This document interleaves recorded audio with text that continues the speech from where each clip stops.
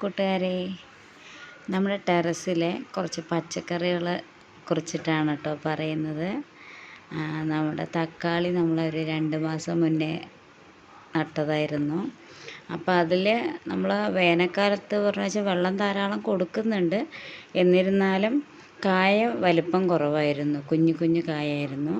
പിന്നെ ഇപ്പോൾ നല്ല മഴയൊക്കെ കിട്ടി തുടങ്ങിയപ്പോൾ നമ്മുടെ വളവും ഒക്കെ കൊടുക്കാൻ തുടങ്ങിയപ്പോൾ നല്ല രീതിയിൽ കായ വലുപ്പമായി തുടങ്ങിയിട്ടുണ്ട്.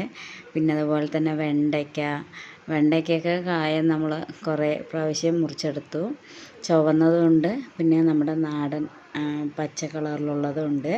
പിന്നെ അതുപോലെ തന്നെ നമ്മുടെ വള്ളിപ്പയർ നല്ല ഉഷാറായിട്ട് വന്നുകൊണ്ടിരിക്കുന്നുണ്ട്. പിന്നെ അത്യാവശ്യം നമുക്ക് ഉപ്പേരിക്കൊക്കെ കിട്ടാറുണ്ട്, അതുപോലെ പുറത്തൊക്കെ കൊടുക്കാൻ കിട്ടുന്നുണ്ട്. പിന്നെ നമ്മളുടെ ടെറസിൽ കോവയ്ക്ക ആദ്യമായിട്ടാണ് വെച്ചിട്ടുള്ളത്. അപ്പോൾ അത് കായ്ക്കാൻ തുടങ്ങിയിട്ടുണ്ട്.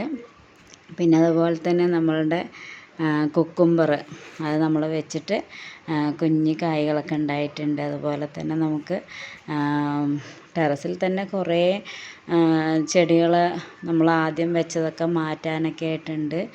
അതിൻ്റെ കുറേ പണികളിലാണ്. പിന്നെ അതുപോലെ പുതിയ വഴുതനങ്ങകളും പിന്നെ അതുപോലെ തന്നെ തക്കാളികളും ഒക്കെ നന്നായി കായ്ച്ചു തുടങ്ങിയിട്ടുണ്ട്.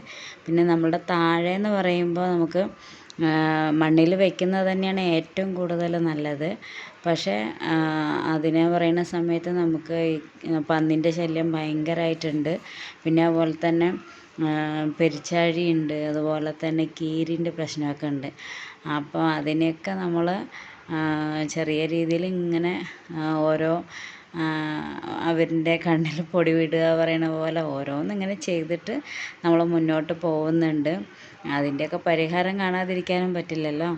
അപ്പോൾ അങ്ങനെയൊക്കെ ചെയ്തിട്ടാണ് പച്ചക്കറികൾ നമ്മൾ അത്യാവശ്യം വീട്ടിലേക്കാണെങ്കിലും കൊടുക്കാനാണെങ്കിലും ഉണ്ടാക്കുന്നത്.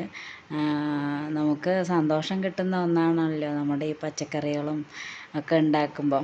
നമ്മളിപ്പോൾ നമ്മളുടെ വീട്ടിൽ നിന്ന് തന്നെ ഉണ്ടാക്കുക പറയുമ്പോൾ ഏറ്റവും ഗുണമുള്ളതാണ്. പുറത്തുനിന്നൊക്കെ പറയുമ്പോൾ എത്രത്തോളം അവർ വിഷം അടിച്ചിട്ട് കൊണ്ടുവരുന്നതാണെന്നുള്ളത് നമുക്കറിയാം.